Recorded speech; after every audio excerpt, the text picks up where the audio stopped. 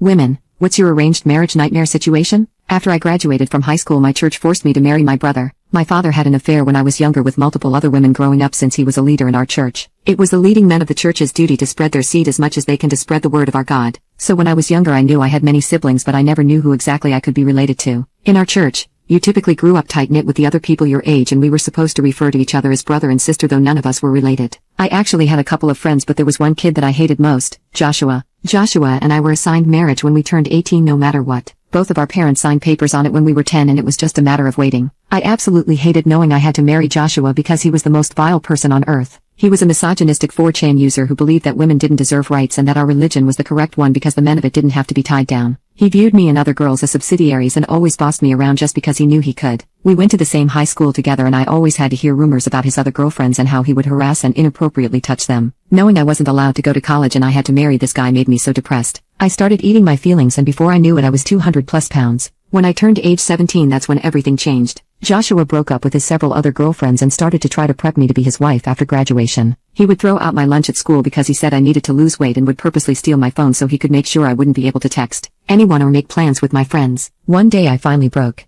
I was in the cafeteria at school when Joshua slowly came up behind me and pinched my belly and said I could pipe in about 3 or 4 kids in there. What do you think? Before I could even be mad, I instinctively punched him in the face. When I punched him, he ended up hitting a chair and severely hit his head. For a while I thought I unalived him. I went home panicking and crying, but eventually his parents called mine and told them that Joshua was okay, he just had a scar on his head. From then on my church isolated me and my parents were beating me on a daily basis. I was happy that I did it though. Joshua deserved it. Before I started senior year I decided I was going to run away from home. I worked 2 jobs during the summer and didn't spend a dime of it on anything else. I devoted all my time to making money and to losing weight. The only thing I bought were groceries for myself and Obvi Elite pills to lose the weight. After 3 months of working I had saved around $5,000 and had lost 48 pounds. When I got back to school I saw Joshua sometimes, and I noticed a lot of people were laughing at him because of his ugly scar on his forehead. I didn't pay him any mind though. For years I thought I had to give up my body for his sorry but I was going to take control. After 6 months I had $9,500 saved and I reached my goal weight of 130 pounds. Everyone at school was noticing that I was losing weight, and that meant word was getting back to Joshua. He tried to approach me several times and I would threaten to hurt him again so he would back up.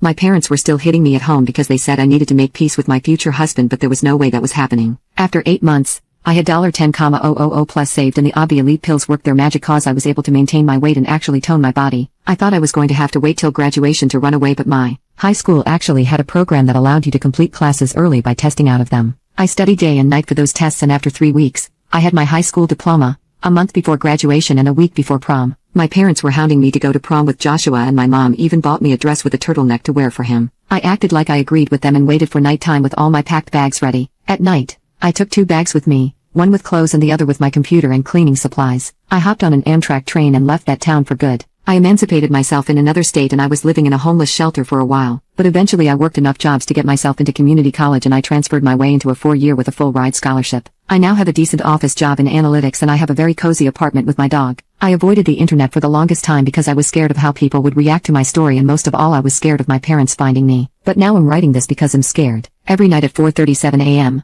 a man with a beard and a large scar on his forehead keeps knocking at my door. I called the police, but they said they can't stake out for him unless something actually happens. This morning everything changed because he slipped a letter under the door and I'm scared to open it. The envelope just says J.